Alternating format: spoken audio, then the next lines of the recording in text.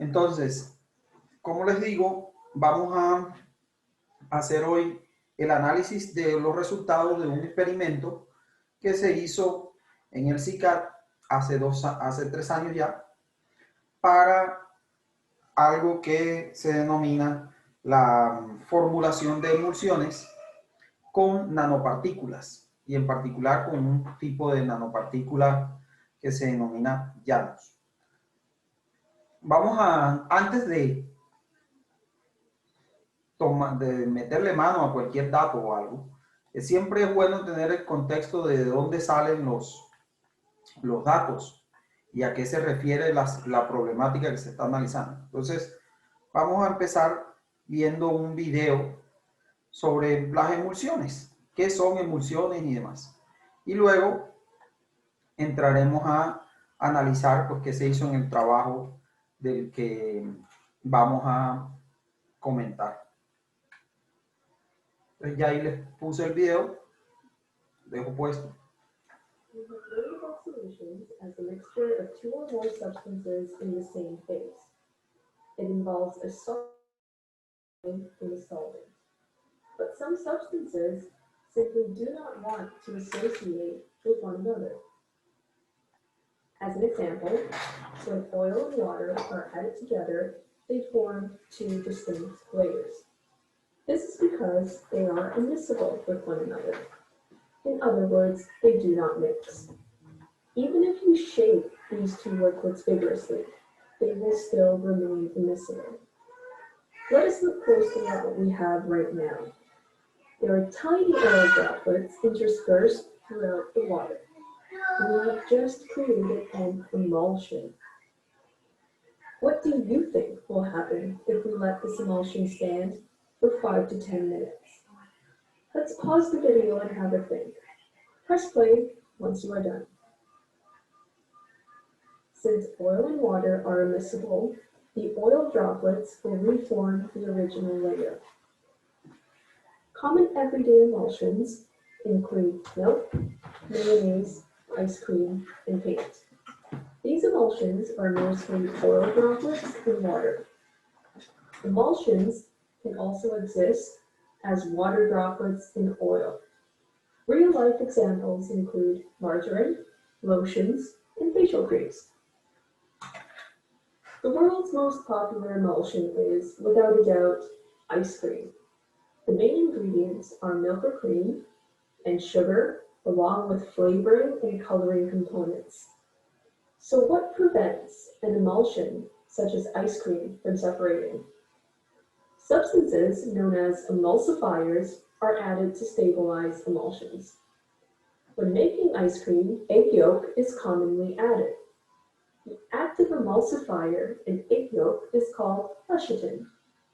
Too little lecithin will cause the ice cream to separate, and too much will ruin its texture and flavor. All emulsifiers have two components, a hydrophilic or water-loving head, and a hydrophobic or water-fearing tail. If we added lecithin to our original oil and water emulsion, its hydrophilic head will prefer to associate with water, and the hydrophobic tail with the oil droplets. This prevents separation and thus stabilizes the emulsion. In summary, an emulsion is a mixture of two substances that are immiscible with one another. These emulsions can be stabilized by adding emulsifiers.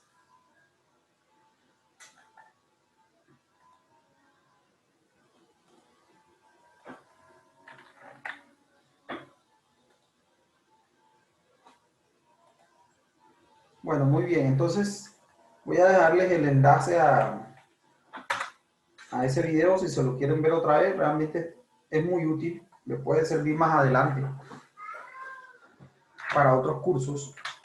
¿Y por qué el video? Vamos a ver entonces el contexto de los datos que vamos a analizar. Entonces, como les decía, esto se refiere a un trabajo de grado que se desarrolló hace ya 3 años, en el que se sintetizaban o se formulaban emulsiones. Voy a necesitar que alguien me ayude leyendo el texto que ya voy a compartir.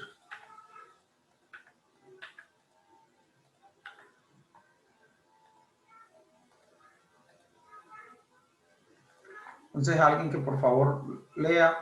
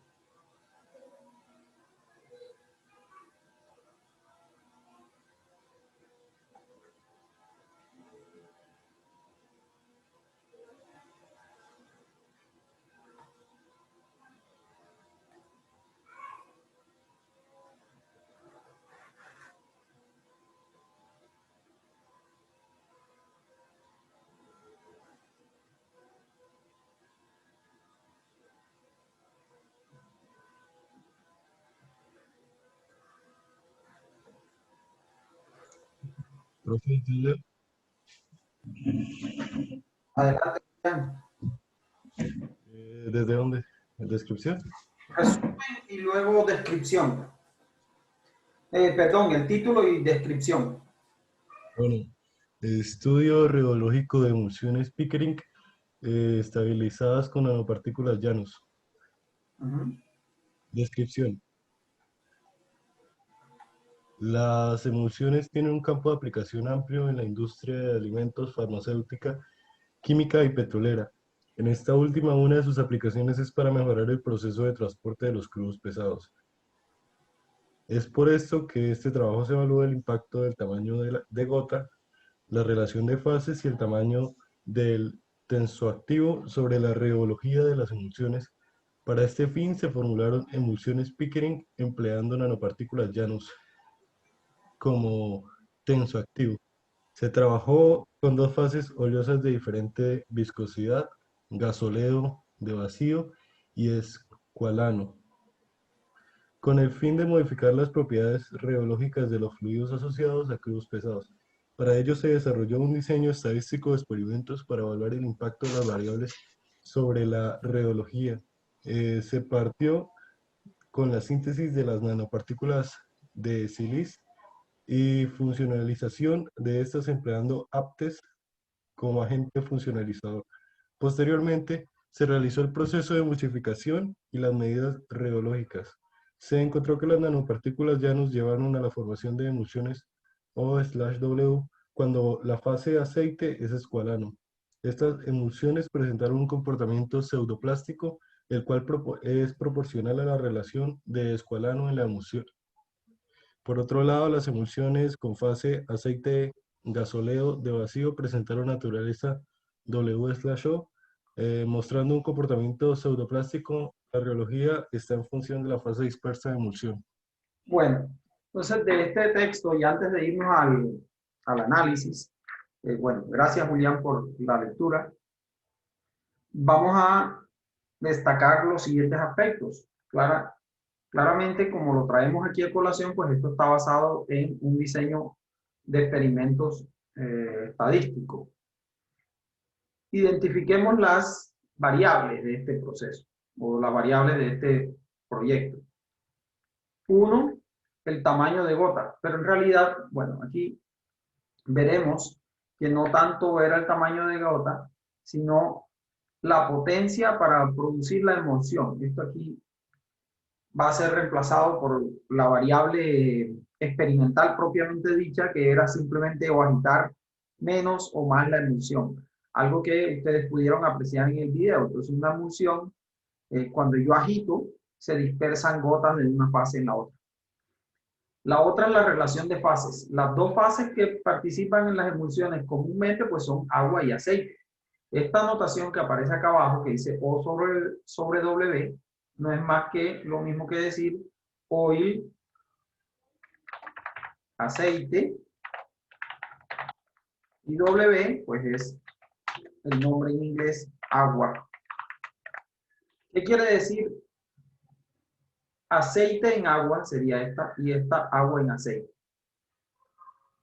Resulta que una de las dos fases va a formar gotas en presencia de la otra. Normalmente, entonces, la fase que forma gotas es la que va en el numerador de esta relación, y la fase en la que esas gotas se dispersan es la que va en el denominador. Haciendo así, esta notación aquí quiere decir que tengo gotas de aceite dispersas en agua, y acá al revés, que acá tengo gotas de agua dispersas en el aceite. Entonces, una de las variables, de hecho, que se puede tomar al final aquí, corresponde al tipo de emulsión, pero hacia allá, hasta allá no vamos a llegar en el análisis, pero sí fue una de los aspectos que se analizó. La siguiente variable principal, además de, bueno, el tamaño de gota, como habíamos dicho, que en realidad es la potencia de la agitación, es la relación de fases. Pues si yo tengo dos fases, pues puedo preparar diferentes porcentajes de cada fase. Pues, por ejemplo, 50-50, 80-20, 70-30, etc. Entonces, la segunda variable principal es la relación de fases. Y la última es el tamaño del tensoactivo. Este proyecto lo que tenía de especial es que el tensoactivo pues era una nanopartícula, pero no cualquier nanopartícula, era una nanopartícula que denominamos nanopartícula Janus. Entonces veamos cómo se ve eso.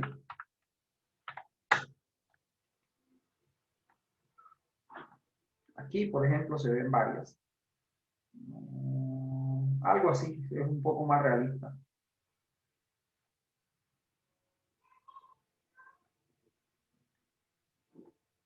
Entonces, aquí, una partícula típica tiene, por ejemplo, las que se estudiaron acá realmente son partículas esféricas, o eran partículas esféricas, y el agente de funcionalizante es algo así, que se pega a la partícula. Entonces, esta parte, que en el agente funcionalizante de acá, era algo que se llama, o un compuesto organometálico que se llama aptes. Entonces, el aptes es algo así. Es una molécula de este estilo que tiene estas terminaciones acá, se van a adherir a la partícula de sílice, en este caso, y va a quedar esta cola que está acá. En el video ustedes les contaban que un emulsificante tenía una parte que era afín con el agua o hidrofílica, y otra parte que era afín con el aceite, que se puede decir lipofílica o hidrofóbica. Cualquiera de esos términos es aplicable. Entonces aquí la parte que es lipofílica o hidrofóbica es esta sección que se ve acá, que en realidad esto corresponde a enlaces carbono-carbono. Entonces esto es carbono-carbono terminado por un grupo amino.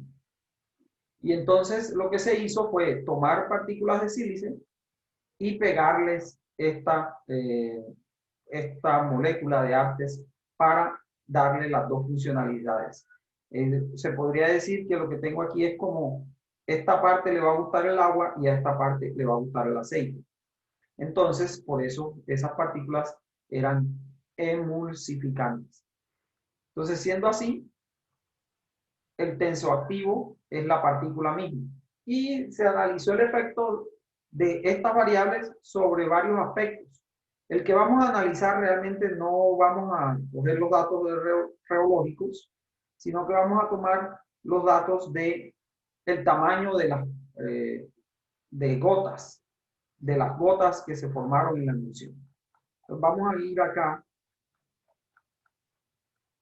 y vamos a escoger un conjunto de datos de los que están acá y vamos a analizarlos estadísticamente. Entonces, por ejemplo, en este caso, podemos escoger estos. Estos son datos obtenidos para las emulsiones que se prepararon con el gasóleo agua. Y aquí tenemos la tabla de resultados del experimento. Vamos a coger esto y vamos a llevarlo a Excel.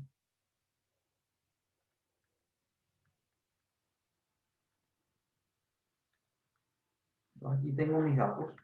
Vamos a explicar algo antes, y es, ¿qué es esto de polidispersión? Resulta que polidispersión no es más que un término para designar o un parámetro para describir qué tan ancha es la distribución de tamaño de gota, en este caso, porque es una emulsión gota, en una emulsión. Y también esto pues se hace para partículas. Entonces, ¿qué es la polidispersión? Se define como el cociente entre el diámetro de las partículas que llevo contadas hasta el 90% del total, menos el diámetro de las partículas que van contadas hasta el 50% del total de las que estoy contando, sobre, perdón, el 10 menos el 10 sobre el diámetro de las partículas que llevo contadas hasta cuando he contado la mitad de todas las partículas. Esto es la definición del parámetro este que sirve para describir qué tan ancha es la distribución de tamaños de gotas o de partículas. Entonces, en este caso, veamos cómo se ve esto aquí. Esto es una curva cualquiera para la medición del diámetro de gota. Esto es una emulsión, pues es un sistema en donde yo no voy a tener un único diámetro de gota. O sea, voy a tener gotas de diferentes tamaños. Y eso se ve reflejado en este tipo de distribuciones. Entonces, ¿qué es el diámetro cuando llevo el 90% de las gotas contadas? Pues sería aquí en este eje, el valor que va aquí, este sería el D, y lo denominan así, D90.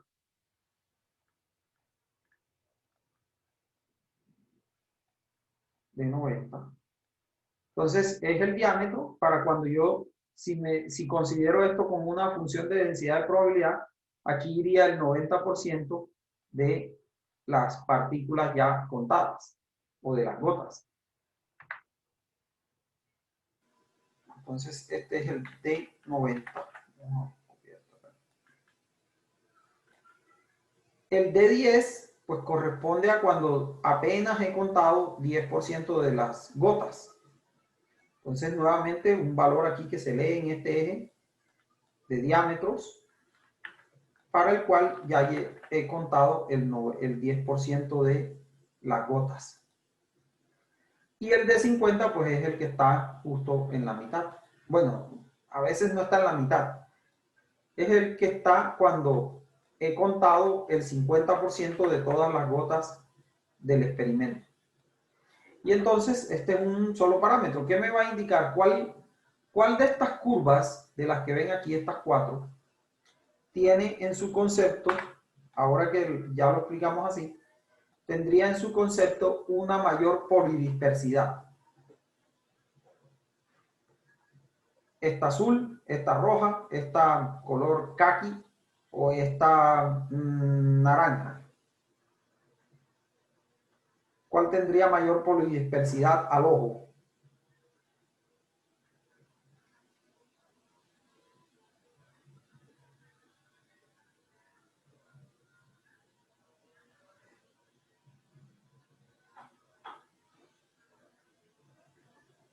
Enciendan la cámara por lo menos para saber qué están pensando la respuesta.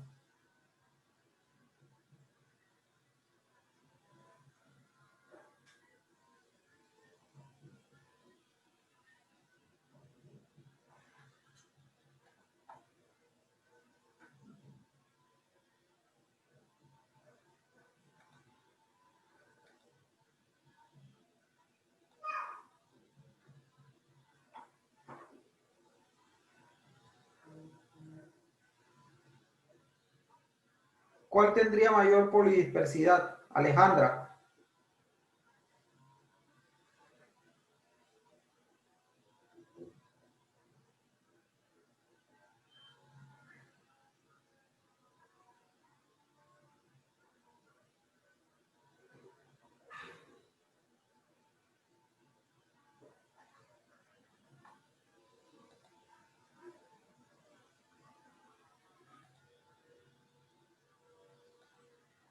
La roja, dice Alejandra. Luis Figueroa, ¿cuál de estas curvas crees tú que tendría mayor polidispersidad?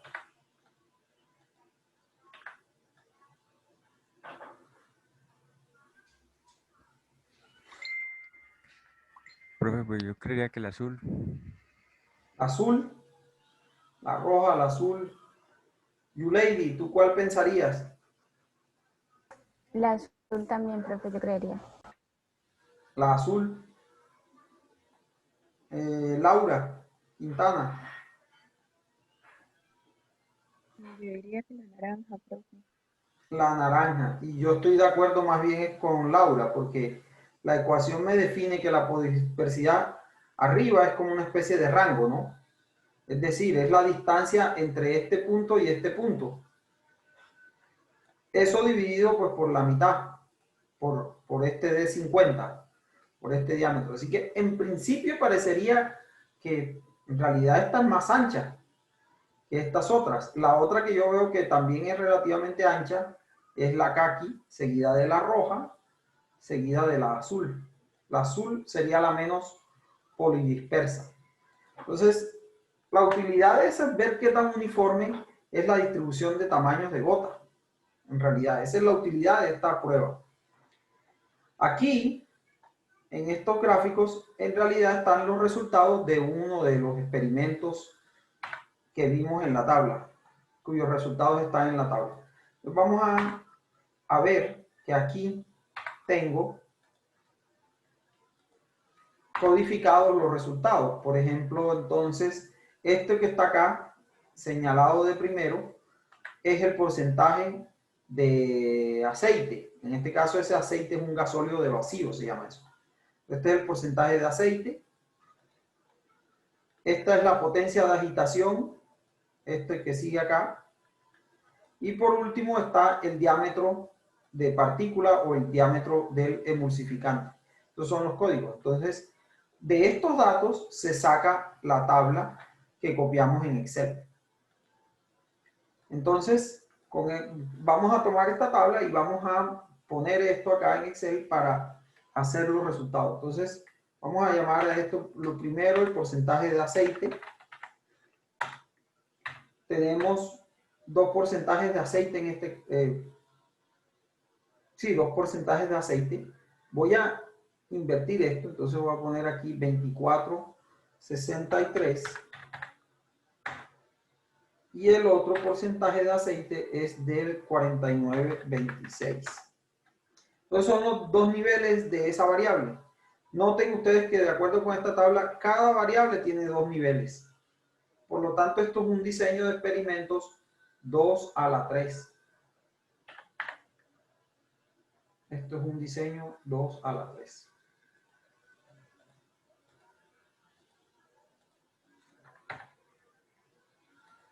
Incluso como 23.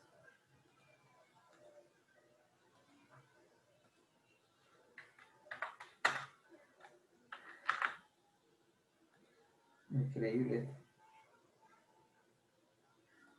Último intento, si no.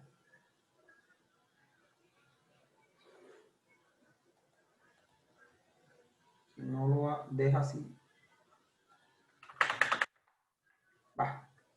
2 a la 3. Tampoco.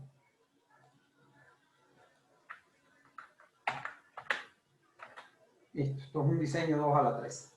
Entonces ahora, aquí, en este encabezado, tenemos los niveles de la variable que los muchachos en esa época codificaron como C. Eso quiere decir que lo que tenemos acá son los diámetros del emulsificante. Entonces, diámetro del emulsificante, vamos a ponerle, creo que ahora sí no voy a tener problema con poner un subíndice.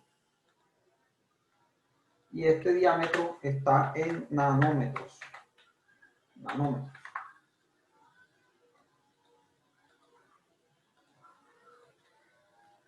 Y se utilizaron dos diámetros. Entonces, el C1 corresponde a 52 nanómetros, 52, y el C2 corresponde a 88 nanómetros. Entonces el emulsificante tuvo 52 nanómetros, o los emulsificantes tuvieron 52 nanómetros y 88 nanómetros. Dense cuenta que estas son nanopartículas. ¿Qué se define como una nanopartícula? Una partícula que tiene un tamaño menor a 100 nanómetros. Ninguna de estas dos es más grande de 100 nanómetros, por lo tanto son nanopartículas. Lo que sigue es esto que vemos aquí, y esto es la potencia de la agitación. Entonces vamos a llamar la P agitación.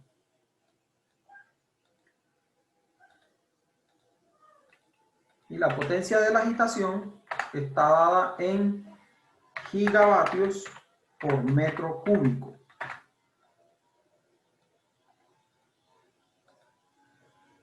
Gigavatios por metro cúbico. Esa es la tercera variable del diseño experimental. Y tuvo dos niveles, que fueron 4.8 gigavatios por metro cúbico y 16 gigavatios por metro cúbico. Voy a repetir esto acá. 4.16, esto voy a fusionarlo.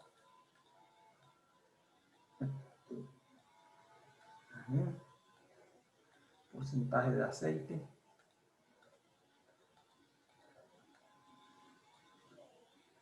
Esto lo voy a eliminar. Espacio. Este sería para 52. La otra variable.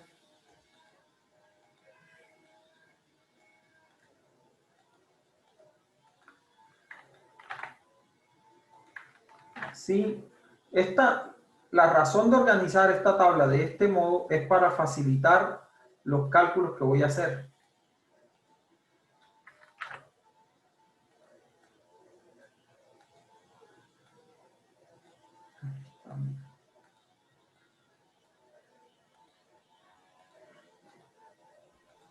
Profe, qué pena, la variable de P agitación, ¿a qué se refiere? La potencia de agitación que se usó para hacer la emulsión. Cuando yo hago una emulsión tengo que agitar. Entonces aquí se aplicaron dos potencias. Eso no se hace a mano, en este caso no se hace a mano, eso se hace con una sonda de agitación. Puede ser un motor. Este caso es un motor, ese tipo de agitación o de motor de agitación se llama ultraturrax. Es algo así. Modelo ultraturrax. Es este. Esto es un ultraturrax. Entonces son equipos por los cuales yo puedo cuadrar la agitación. Entonces,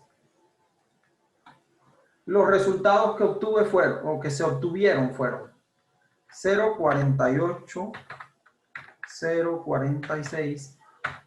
No se inquieten porque en realidad la tabla está invertida, entonces lo de abajo de la tabla esa copiada en PDF debe ir arriba. 0.42, 0.44, 0.56, 0.68, 0.57, 0.71. Y para el otro nivel tengo 0.44, 0.50, 0.43, 0.47, 0.39, 0.43, 0.40, 0.43. Esos son los resultados del experimento. Entonces la idea es analizar los resultados de este experimento. Entonces, esto es un diseño factorial. Yo tengo que hacer vamos a empezar haciendo un análisis de varianza para los factores que están dentro de este diseño. Entonces, yo tengo tres variables principales, por lo tanto, mínimo en este análisis deben aparecer tres factores. Voy a escribir aquí, en mi tabla voy a escribir factor, lo típico de esta tabla. Escribir factor, entonces los factores son porcentaje de aceite, vamos a ponerle simplemente porcentaje de A, para no escribir tanto. Porcentaje de aceite, el siguiente sería el diámetro del agente emulsificante,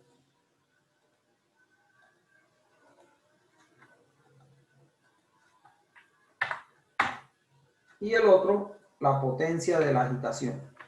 Esos son los factores principales, es decir, los que corresponden a las variables de entrada del experimento.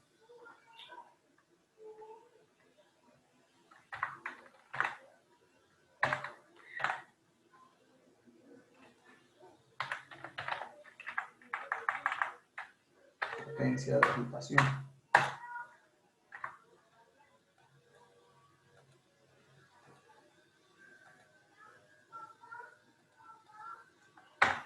Ahora, en este diseño, yo voy a tener factores que voy a poder evaluar que se llaman de primer orden. ¿Qué es un factor de primer orden? Es el producto de dos factores principales.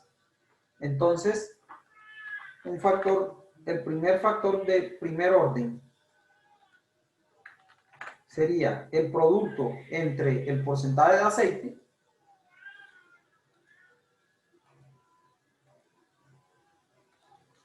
y el diámetro del emulsificante.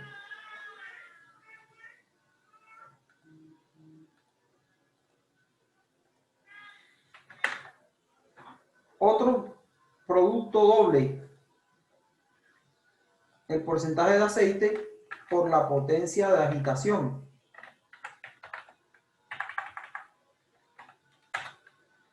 Y el último factor doble sería el diámetro del emulsificante por la potencia de agitación.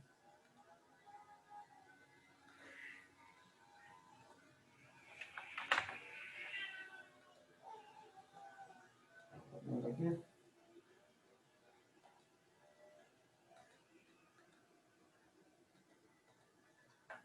Pero hay algo más, y es que como este es un diseño factorial donde no hay ninguna restricción de aleatorización, entonces yo también puedo evaluar un término de interacción triple, es decir, un factor de orden 2, que en este caso implicaría el producto de los tres factores principales.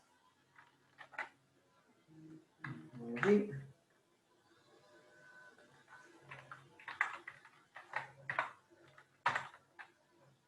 Y aquí tengo el porcentaje de aceite. Y sobre cada uno de estos factores yo puedo hacer un análisis para determinar si son estadísticamente significativos. Aquí iría los grados de libertad, cosa que no es nueva. Sí, grados de libertad. Aquí primero las sumas de cuadrados. Sumas de cuadrados, promedio de sumas de cuadrados, relación F o estadístico F, valores P, y acá dejamos una casilla de significancia para 95%. Entonces, ¿qué otros factores van acá? Voy a poner que está el error y también está el total. Entonces, la misión es que hay que calcular cada una de estas sumas de cuadrados. Entonces, empecemos. Para calcular sumas de cuadrados, lo primero que hay que hacer es calcular sumas. Vamos a ir detallando cada una de esas sumas que hay que calcular. Aquí.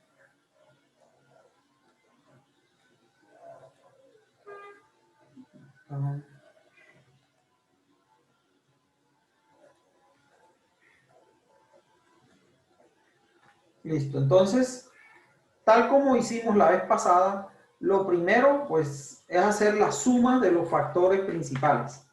Entonces, primero tenemos acá, por ejemplo, la suma de los niveles del porcentaje de aceite. Y esas son las sumas de los resultados en cada nivel. Como son solo dos niveles, pues esto es la suma de estos 8 resultados que vemos aquí y la suma de los 8 resultados que vemos en el nivel alto. Llamemos a esto nivel bajo y nivel alto. También tengo las sumas de los diámetros del agente emulsificante.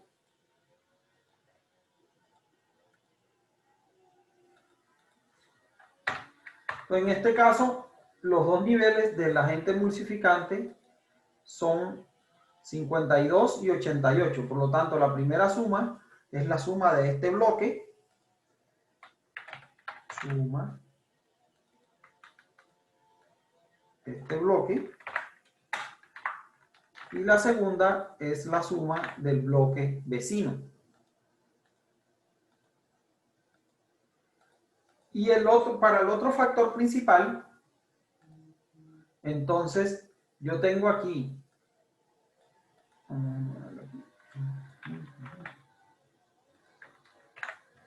la suma de la potencia de agitación. Entonces, aquí los niveles se ven cruzados en la tabla, pero bueno, uno le puede seguir el rastro, por ejemplo, marcando las casillas así. Lo que hay que sumar son los resultados que se obtuvieron para una potencia de agitación de 4.8. Por lo tanto, serían estos dos. La suma de los resultados de esas dos columnas. Entonces tengo aquí suma de estos 4 y estos otros 4. Y la otra suma, pues correspondería a las 4 casillas que no tienen ningún color. 4 casillas sin color. Listo. Ahí vamos. Entonces ya yo tengo todas las sumas de las variables principales o de los factores principales. Podemos ir haciendo cálculos. Por ejemplo, voy a poner aquí la suma total. La suma total es la suma de todos los resultados. Suma de todo esto. Ah, me faltaron. Faltaron estos 4 que están acá. Ahí está la suma total. Y además puedo calcular, con esta suma total, puedo calcular el factor de variación, que será igual a esto al cuadrado sobre el número total de resultados, que es 16. Y aquí tengo el factor de variación.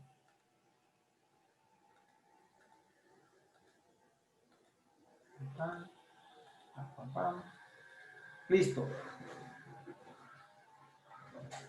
Uno puede ir teniendo una idea de cómo va a resultar este análisis de varianzas solo con ver las sumas. Si ustedes se fijan, ¿cuáles son las sumas que más están separadas? ¿Cuáles son cuáles son las más diferentes?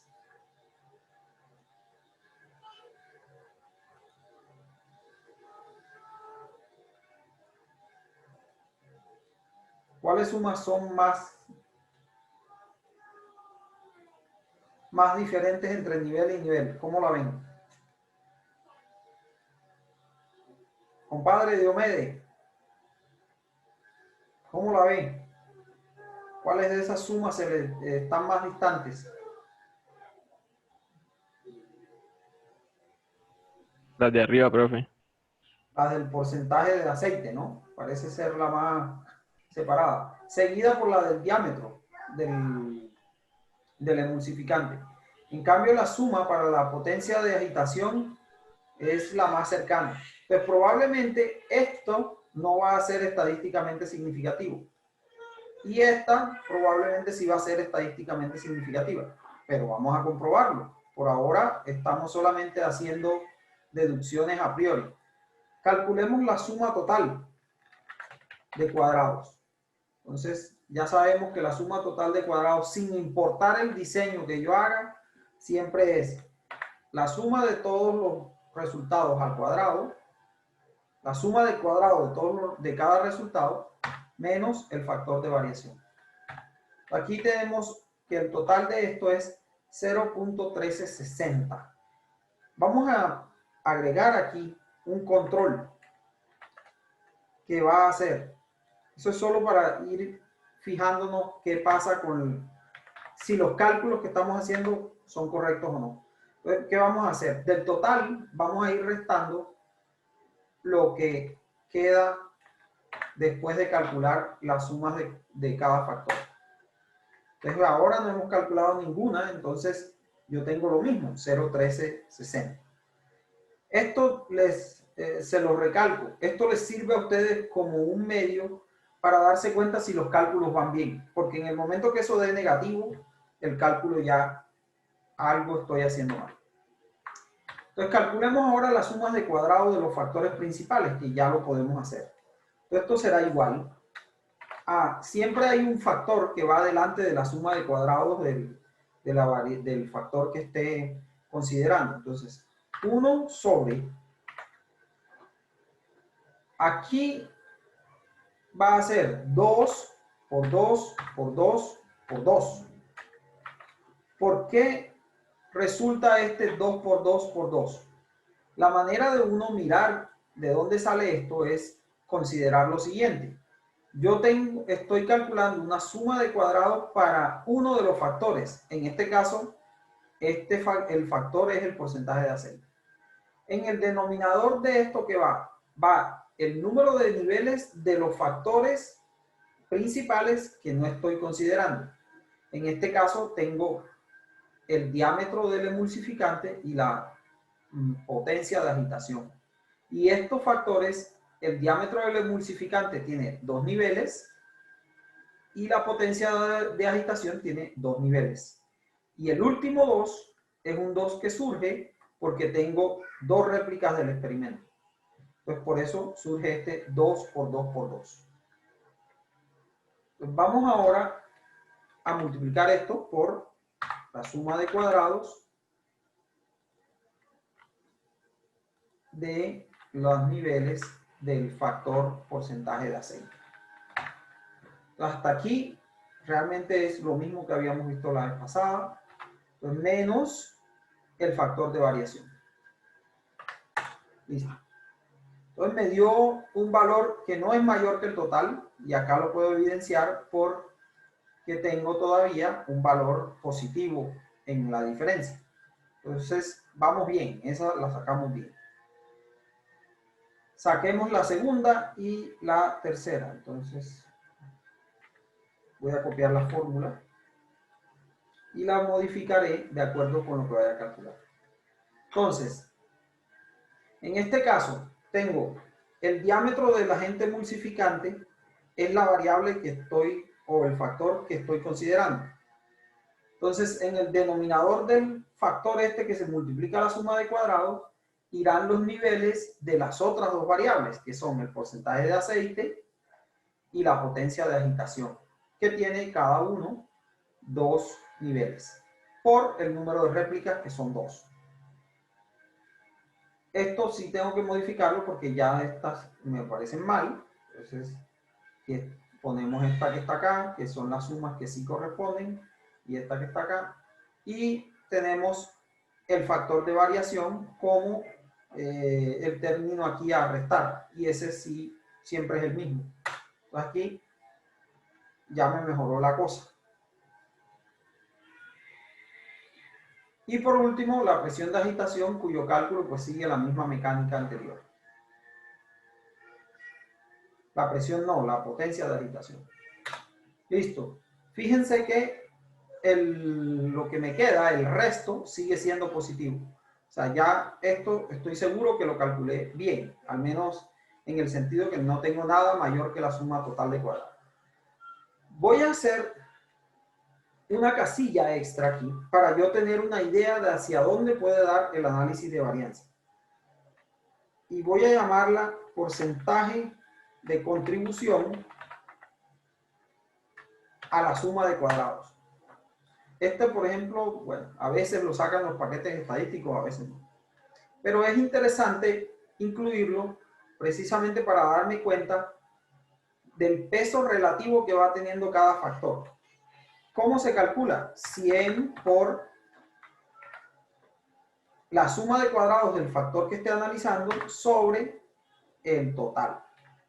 Es decir, es precisamente la fracción de variación que cada factor aporta a ese total, porque el total pues será la suma de todos. Entonces veamos que el primero, por ejemplo, el porcentaje de aceite, hasta ahora, bueno, contribuye en un 31%. Vamos a hacer hasta acá.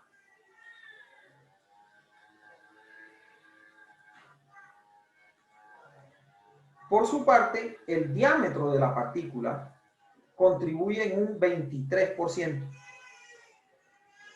Ah, pero aquí estamos mal. Esto se corrió. Esto es sobre esto. Vamos a fijar esa casilla porque así va.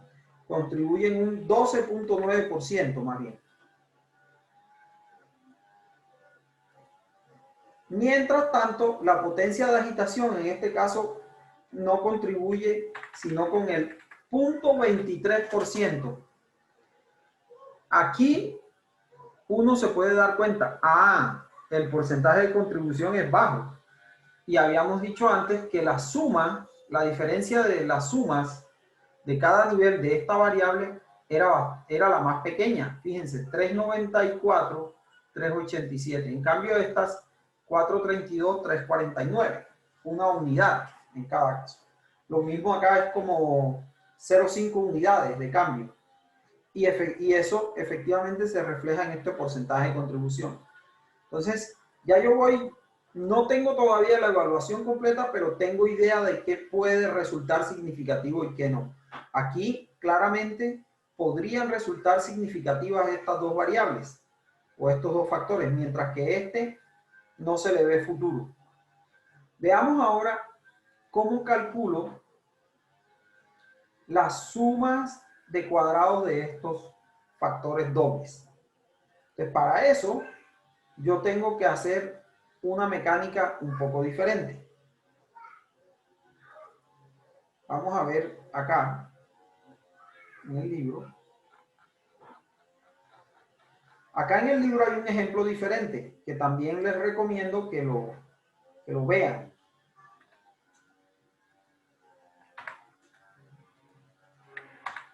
Entonces, para calcular una suma de cuadrados de un factor de primer orden o una interacción doble, entonces, primero necesito, calculo este factor que siempre multiplica la suma de cuadrados de estos valores que están aquí. Y lo que necesito saber es qué son estos valores que están aquí. O sea, cuál es el cuadrado de cuáles sumas. Entonces, para hacer eso, yo lo que tengo que hacer es la suma de los productos de esta variable con esta variable. En otras palabras, supongamos que esto que está acá, este nivel, yo lo voy a llamar el nivel bajo de esta variable. Siendo así, vamos a hacer primero porcentaje de aceite con el diámetro del agente emulsificante. Entonces, yo aquí tengo dos niveles. Este podría ser, si yo llamara a esto B, esto sería el nivel bajo de B y esto sería el nivel alto de B. Entonces, lo que yo tengo que hacer es el producto de los resultados de cada nivel. Es decir, yo aquí tendré, por ejemplo, este bloque, todo este bloque acá, es B bajo. Entonces yo tendré el nivel bajo de A por el nivel bajo de B, que corresponderá a los a los 4 resultados que tengo aquí. Y estos 4 resultados me dan el primer término de la suma. En últimas, yo tengo 4 productos posibles. El bajo de A por el bajo de B, el bajo de A por el alto de B, el alto de A por el bajo de B y el alto de A por el alto de B.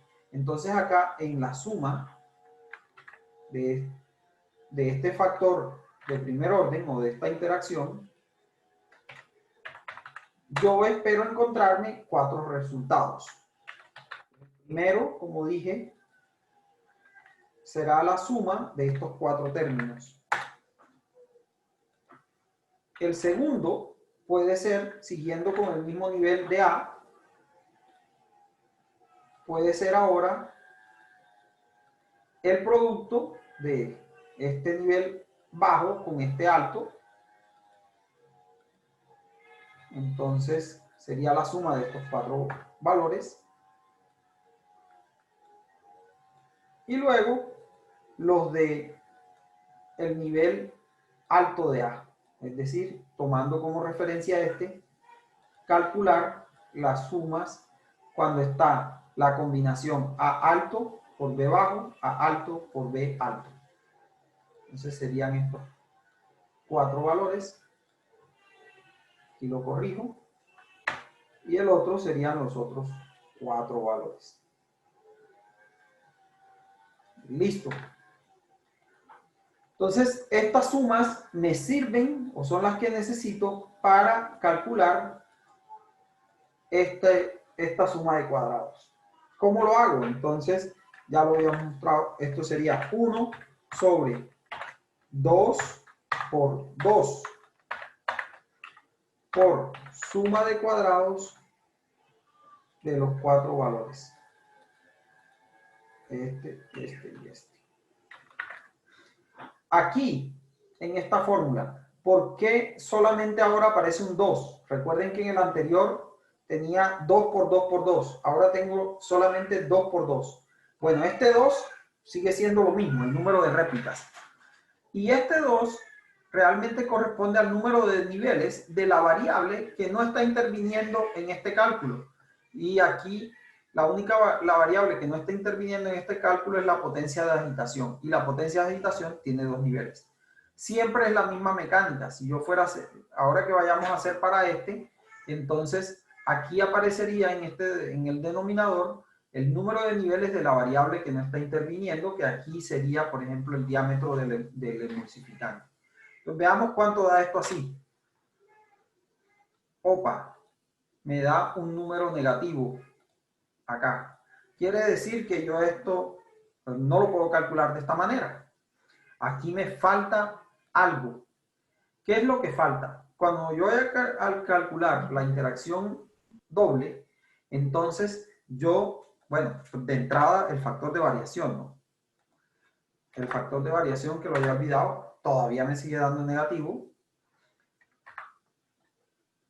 Además del factor de variación, tengo que restar las sumas de cuadrados de los factores que están involucrados en esta interacción. Es decir, tengo que restar la suma de cuadrados que obtuve de A y la suma de cuadrados que obtuve del diámetro de la partícula o el diámetro del emulsificante. Y ahora sí, tengo un valor que es positivo. Como residuo acá, este es residuo. Entonces, y miren que esta interacción contribuye con el 38% de las variaciones del proceso, que es una contribución incluso más alta que la del factor A solo. Entonces, probablemente, o quizá, esta va a ser significativa. Bueno, ahora voy a necesitar calcular la suma, voy a copiar esta misma, la suma de el porcentaje de aceite por la potencia de agitación.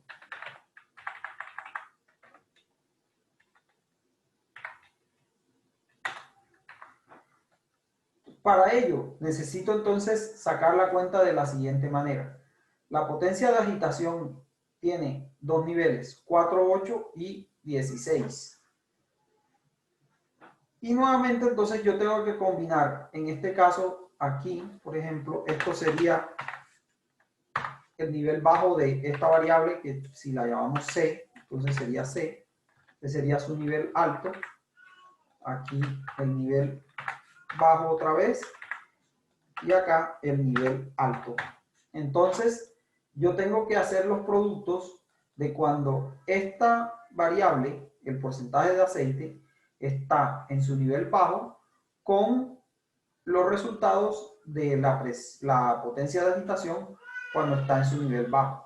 Lo que quiere decir que mi primer producto debe ser la suma, o mi primer dato acá de la tabla, será la suma de estos, aquí estos de abajo no, porque ya aquí me cambié de nivel en A.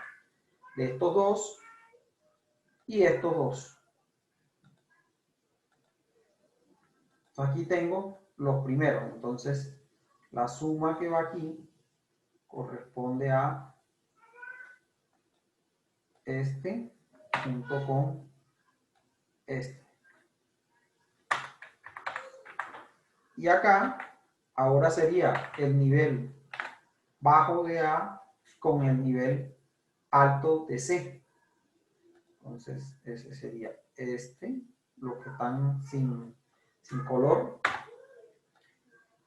Y ahora para los niveles, o para el nivel alto de la variable porcentaje de aceite. Entonces voy a copiar esto. Entonces ese sería, por ejemplo, aquí tengo este que es A alto con C bajo, y aquí es el mismo, A alto con el C bajo. Veamos, voy a corregir aquí. Corregir. Y estos serían los que no tienen color. Listo.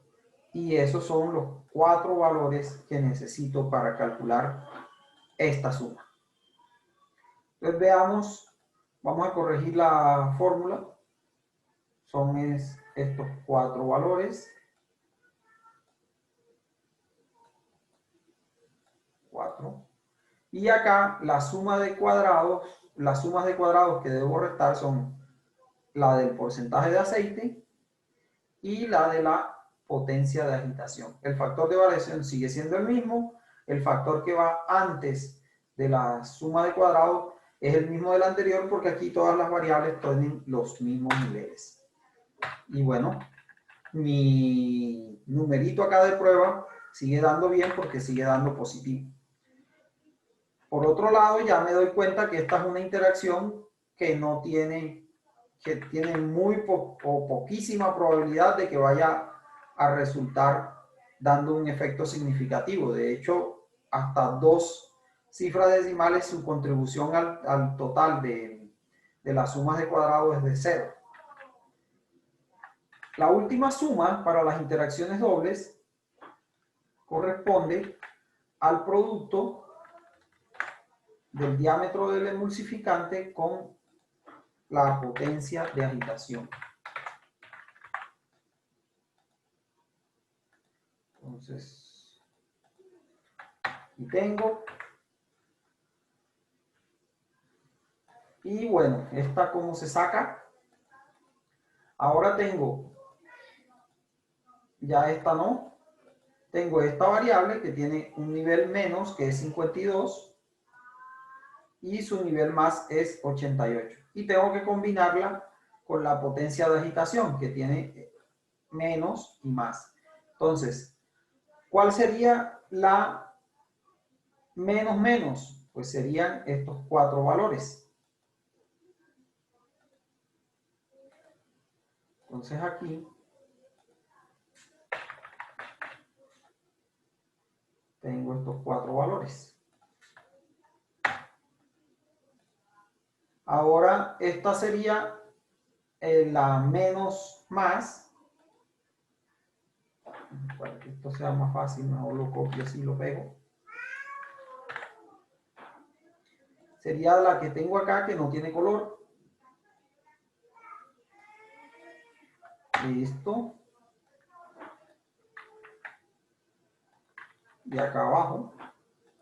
Entonces, ahora estas, vamos a quitar el color para guiarnos mejor. Entonces ahora tengo los niveles más. Aquí creo que me equivoqué. No, está bien. Ahora tengo el nivel más de la variable de diámetro del emulsificante con los niveles de la potencia de agitación. Entonces sería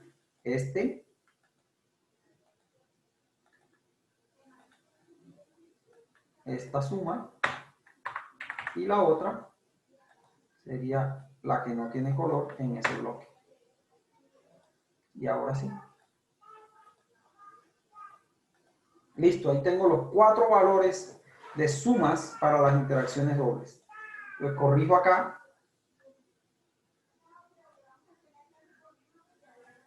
Aquí están. Y a esto hay que restarle las sumas de cuadrado de los factores individuales. Y los factores individuales de esta interacción son el diámetro y la potencia. Y el resto pues es lo mismo. Y sigue estando bien la suma total, no tengo ningún número negativo. Ahora, ¿cómo saco la interacción triple? Para hacer la interacción triple, entonces yo tengo que hacer la suma de productos triples. En realidad, eso termina siendo la suma de cada una de las casillas del diseño que tengo acá. Es decir, la suma por casilla defino que estoy hablando de los resultados de cada experimento con su réplica. Entonces, por ejemplo, esto es una casilla, lo que marqué ahí en azul. ¿Por qué? Porque este es el mismo experimento. Un experimento hecho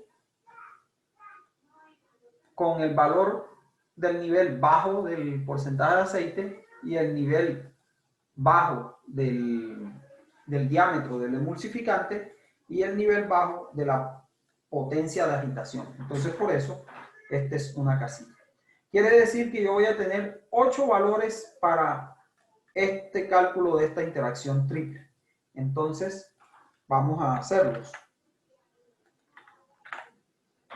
Entonces aquí lo que me falta poner es que este es porcentaje de aceite y esto es así. Pues como dije, ahora necesito 8 valores.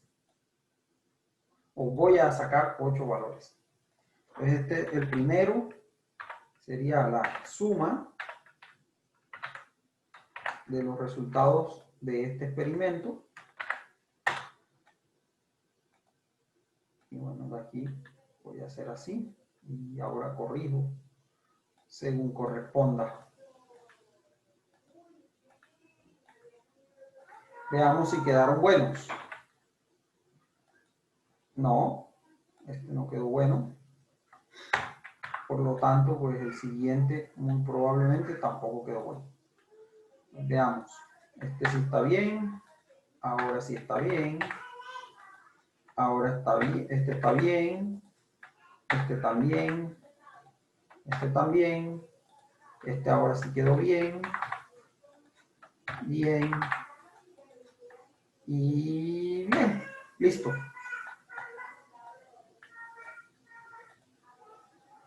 Esto en últimas es lo mismo que habíamos definido la vez pasada cuando decíamos que teníamos que calcular las sumas de las réplicas. Estas son las sumas de las réplicas porque esta es dos réplicas sumadas para este experimento y así sucesivamente. Entonces, repito, esto es lo mismo que decir la suma de las réplicas. Entonces, ¿cómo calculo esta suma triple?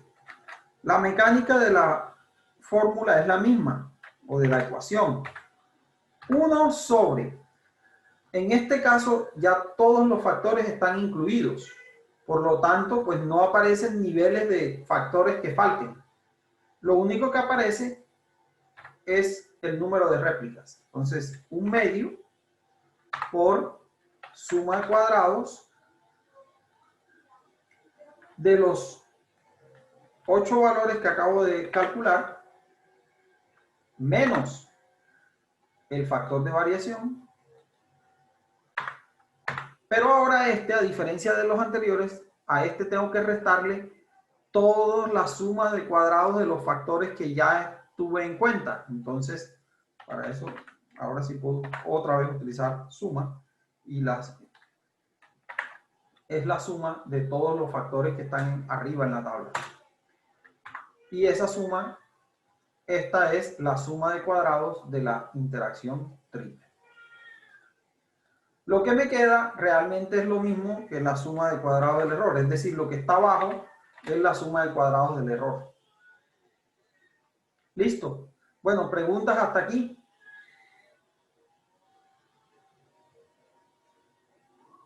¿Preguntas? ¿Todo está claro? Bueno, continuamos entonces, si no hay ninguna pregunta. Entonces, los grados de libertad. ¿Cuántos son los grados de libertad para el porcentaje de aceite? 1. 1. Los mismos que para el diámetro del emulsificante y para la presión de agitación, para la potencia de agitación. ¿Cuántos son los grados de libertad del factor de interacción entre el porcentaje de aceite y el diámetro del emulsificante? 3. ¿Por qué 3? ¿Por qué dices que 3? Por la suma de los porcentajes. Ah, porque dirías tú que tienes 4 sumas en esa aquí. Sí, señor. Pues no. Puedes, intuitivamente tiene lógica, pero no. Recuerden que las sumas, los grados de libertad de factores que se multiplican son iguales a los grados de libertad de un factor por los grados de factor del otro. Teniendo en cuenta eso, ¿cuántos serían entonces, Juliet? 1. 1. Esto es 1. Este es 1. Y el del triple, ¿cuánto sería? ¿Cuántos serían? 1. 1. El total tiene 15. 16 menos 1, 15. Y el error tiene total menos la suma de todos los grados de libertad de arriba. Aquí es bueno anotar y fijarse en algo. ¿Cuántos son los grados de libertad del error? De acuerdo con lo que acabamos de escribir. ¿Cuántos leen ahí? 8. 8. ¿Cuántos resultados tiene cada réplica del experimento?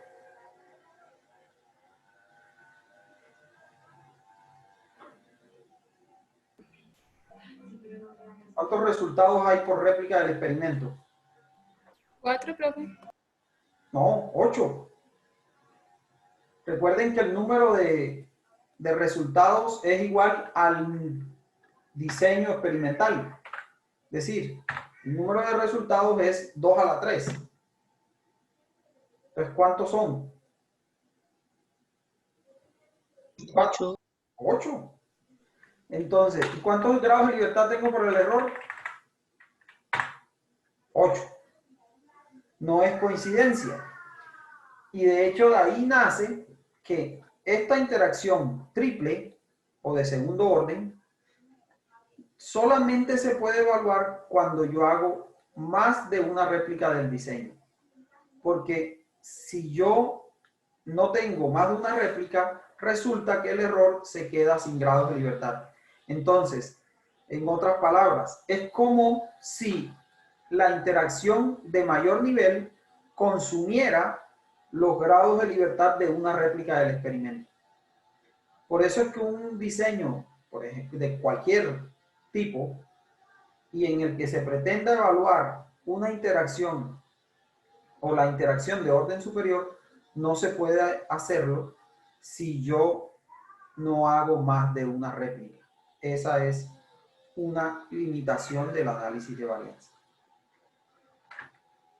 Entonces, esto ya es promedio de la suma de cuadrados, ya esto es mecánico, ya ustedes lo deben saber.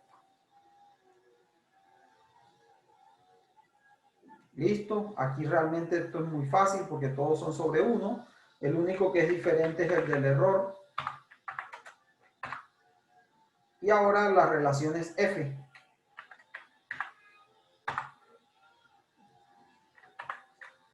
O los radios, las relaciones realmente. El estadístico F en cada caso.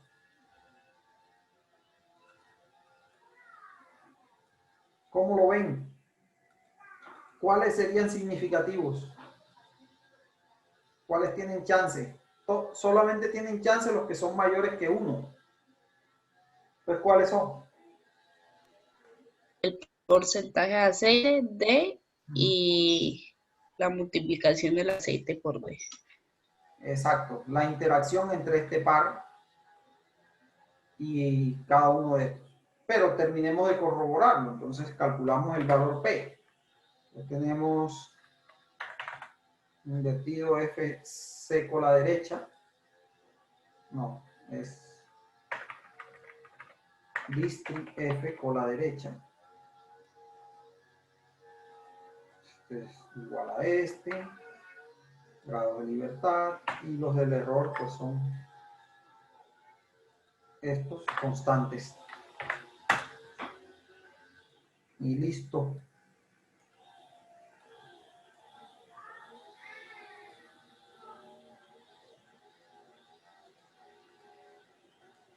¿Cuáles son menores que 0,05? Entonces tenemos que diga si esto es menor que 0,05, diga que sí es significativo, sí. De lo contrario, diga que no. Ahí tenemos sí.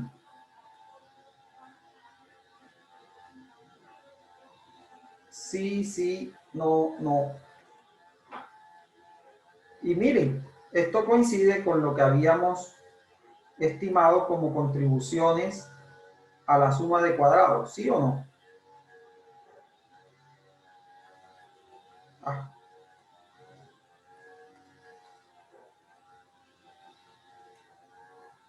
¿Cómo la ven?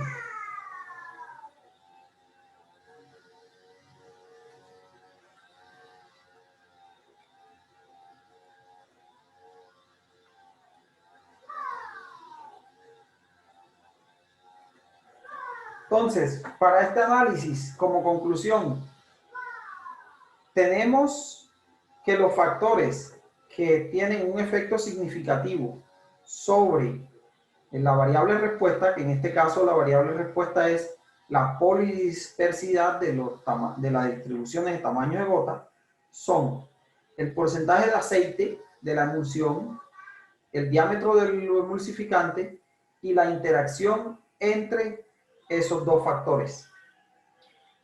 Coincide eso con este parámetro que calculamos acá, que corresponde a ver cuánto es la contribución de cada uno de los factores sobre la suma total de cuadrados.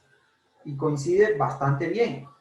Entonces, se puede decir, el problema es que con esto solo, pues yo no tengo idea de qué tan fuerte es el efecto, o al menos no tengo valores P para respaldar mi decisión, pero sí ya tengo una idea, es decir, es válido hacer una evaluación cualitativa inicial solo con estos cálculos de estas contribuciones. ¿Preguntas?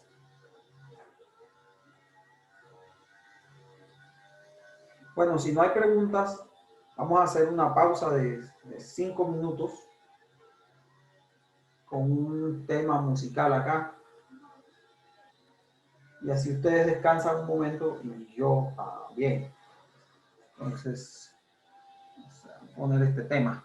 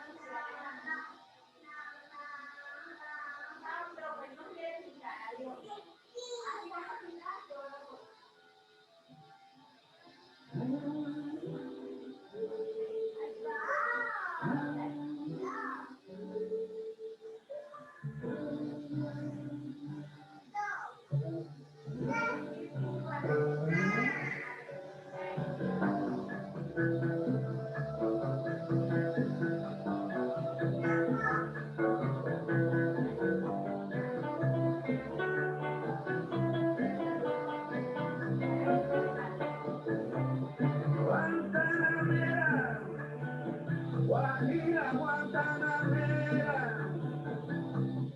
Guantanamera, Guajira, Guantanamera. Yo soy un hombre sincero, de donde crece la fama. Yo soy un hombre sincero, de donde crece la fama. Y antes de morir me quiero echar mis versos del alma. Guantanamera, Guajira, Guantanamera, Guantanamera, Guajira, Guantanamera. Guantanamera, Cultivo una rosa blanca, en julio como en enero. Cultivo una rosa blanca, en julio como en enero. Para el amigo sincero, que me da su mano franca.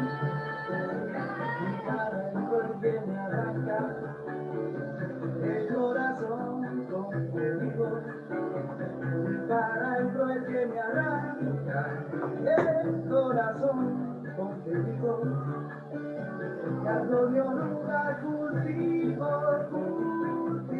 una rosa blanca. Guantanamera, Guajira Guantanamera, Guantanamera, Guajira Guantanamera. Por los pobres de la tierra, quiero yo mi suerte dar. Por los pobres de la tierra, quiero yo mi suerte dar. El arroyo de la tierra, me complace más del mar.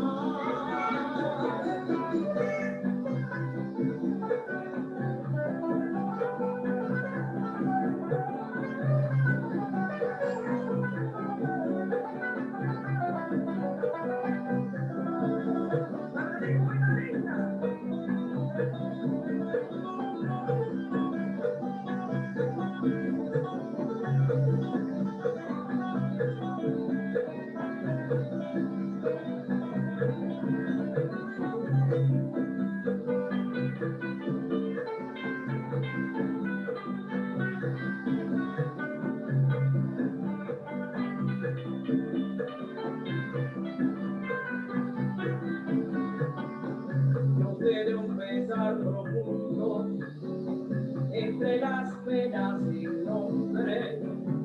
Yo sé de un pesar profundo entre las penas sin nombre. La esclavitud de los hombres es la gran pena del mundo. Guantanamera, Guajira Guantanamera, Guantanamera, Guajira Guantanamera. No me pongas en el oscuro a morir como un traidor. Oye, lo bien hermano, no me pongas en el oscuro a morir como un traidor. Yo soy bueno y como bueno moriré de corazón, te lo digo yo. Guantanamera, Guajira Guantanamera, Guantanamera.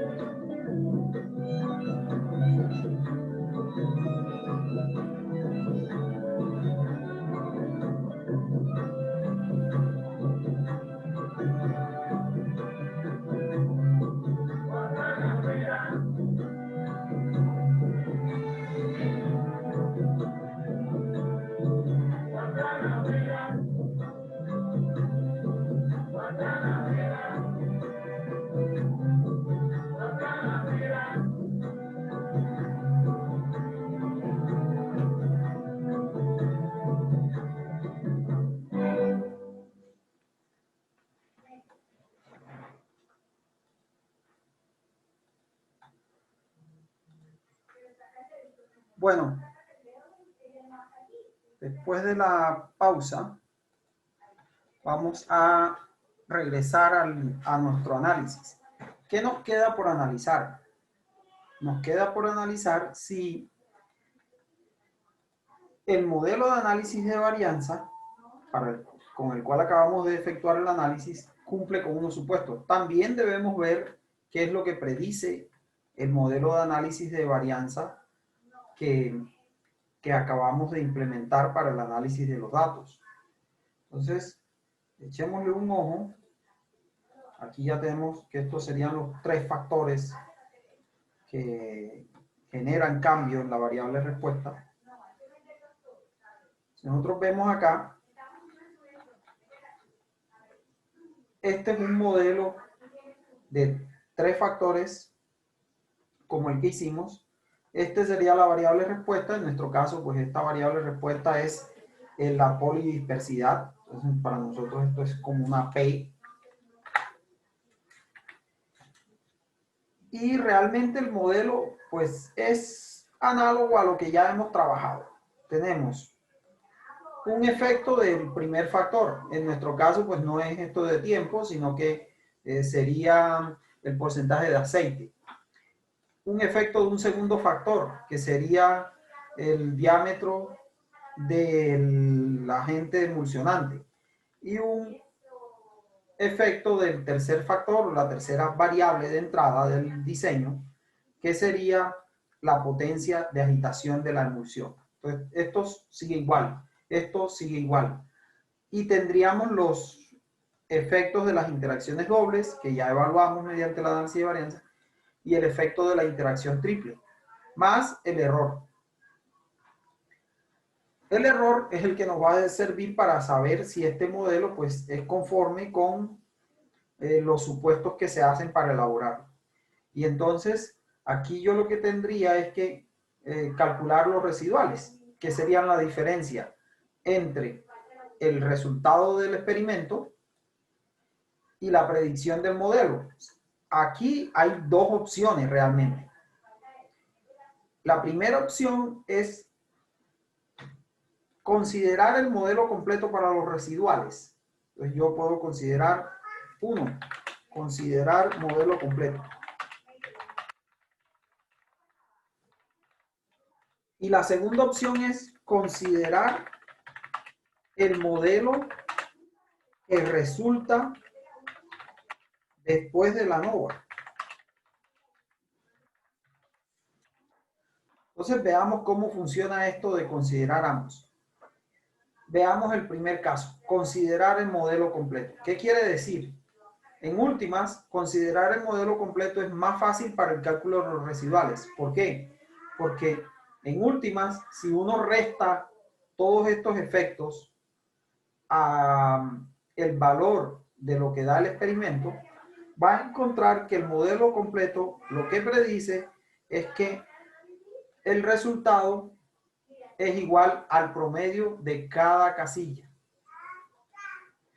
Entonces, si yo hago una tabla, voy a hacer una tabla entonces ahora del modelo. Entonces, aquí voy a llamar esto predicción del modelo. Entonces, si yo hago esta tabla con los valores que me predice el modelo, realmente el modelo va a predecir que los resultados de esta primera casilla son iguales al promedio de la casilla. De hecho, por eso también es que este es un modelo de medias. Tal como habíamos visto en la primera clase sobre diseño factorial, bueno, sobre diseños y modelos de análisis de varianza, los efectos son recíprocos con las medias. Entonces, por eso el modelo de efectos es equivalente al modelo de medias. Y en consecuencia, lo que predice, en últimas, son promedios, los promedios de los resultados de cada experimento que se haga. Entonces, aquí yo puedo llenar esta tabla con las predicciones del modelo.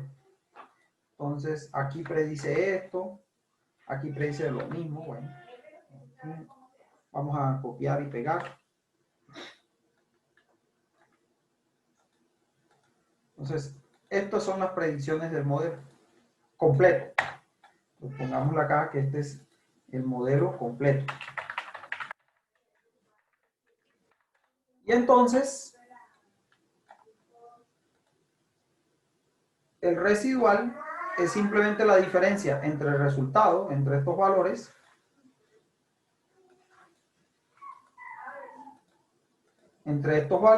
y la predicción del modelo. Entonces, hagamos una tabla de residuales. Pongamos aquí residuales del modelo completo.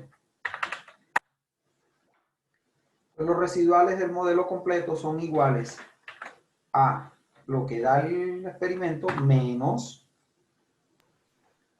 la predicción. Profe, qué pena, ¿cómo halló la predicción? En el caso del modelo completo, es simplemente el promedio de cada resultado del experimento. Entendamos que cada resultado del experimento es cada casilla en esta tabla. Esto es un resultado de un experimento. Lo que pasa es que el experimento pues, se hizo 2 veces. Entonces, por eso son 2. Si fuese entre réplicas, pues entonces aparecería aquí otro valor y la casilla sería más gordita, etc. ¿Ya? Elisa, ¿quedó claro? Sí, sí, señor. Listo. Ahora tengo acá resto de este S, este el otro. Y bueno. No, y copio esta fórmula acá. Y aquí está, estos son los residuales. Noten ustedes que si uno se da cuenta, pues inmediatamente, como estos son desviaciones respecto al promedio, es lo que predice el modelo, pues uno da positivo, el otro da negativo. Y si los sumo todos, me van a dar 0. Y de hecho, pues ahí se ve 001 menos 001, menos 003, 003. Hagamos otra hoja de residuales, pues, para analizar si cumple esto con los estándares. Con los estándares, no, perdón, con los supuestos. Voy a copiar esto por acá. Son los residuales.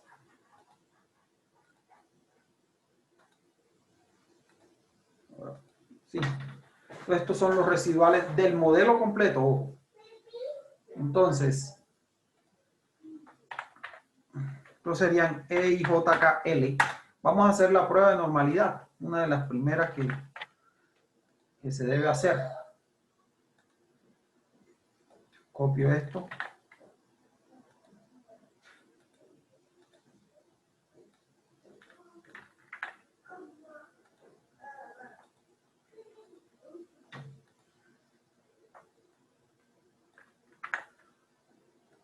Copio esto. Copio. Listo. Entonces, aquí están los residuales. Como siempre, ordenarlos. Ordenarlos de menor a mayor. Ahí parece que ya están. Entonces, vamos a llamar a esto una M. Vamos a traer esto que está acá, que es lo mismo. Listo. Aquí están las M, las probabilidades de esa M son 16 datos. Vamos a traer incluso el mismo gráfico. Y simplemente voy a cambiarle aquí. Este sería hoja 4. Hoja 4. Hoja 4.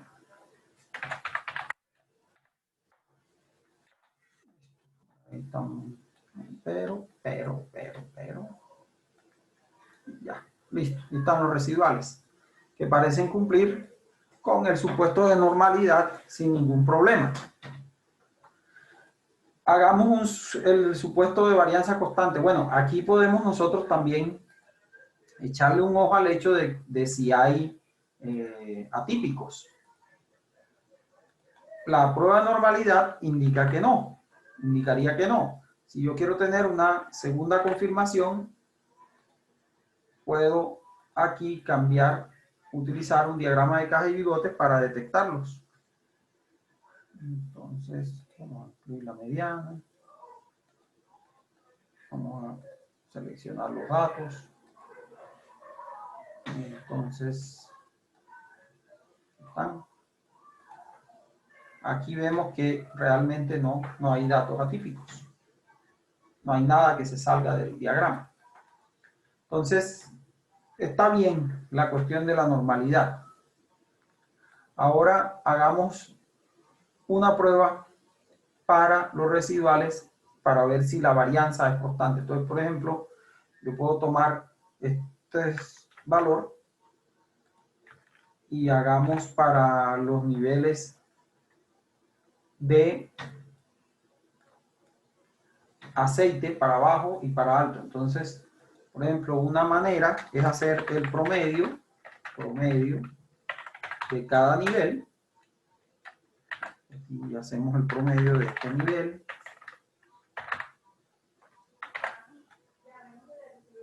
Pero esto me toca desde acá, perdón. Aunque bueno, eso da igual, lo podemos graficar simplemente contra el valor del nivel. Entonces 24.63, 49.26. Podemos hacer aquí. Y aquí estos son los valores de los residuales.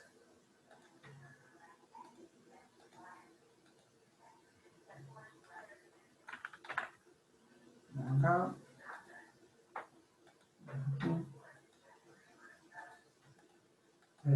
Todos estos son 24.63.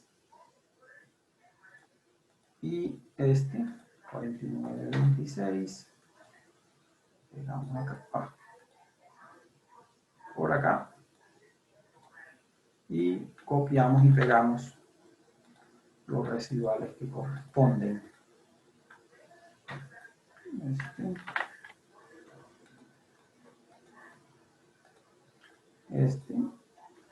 Y ya, aquí tenemos. Voy a aprovechar esta gráfica que tengo acá.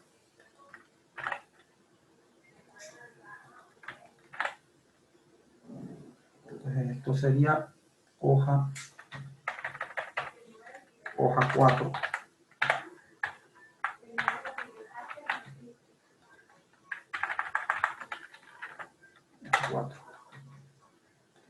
Aquí tengo. Y aquí puede haber problemas de varianza. ¿Lo ven? ¿Por qué? Porque tengo que estos valores de varianza o estos residuales acá son comparativamente más grandes. O sea, hay una especie de forma de cono. Entonces, en estos datos hay que tener cuidado con lo que se dice en el análisis o con lo que indica el análisis de varianza por sí solo. ¿Qué consejo puede uno tomar para esto? Debería hacer un análisis alterno del análisis de varianza para ver si lleva a las mismas conclusiones. Entonces, aquí sí tengo el problema, ¿no? ¿Sí? Y así, esto es como forma de un...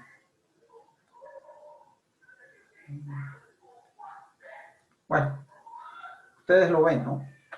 Que estos tienen mucha mayor varianza, o los residuales acá, perdón, son más grandes que estos. Entonces, en este ejercicio hay razones para tener algo de preocupación. ¿Preguntas?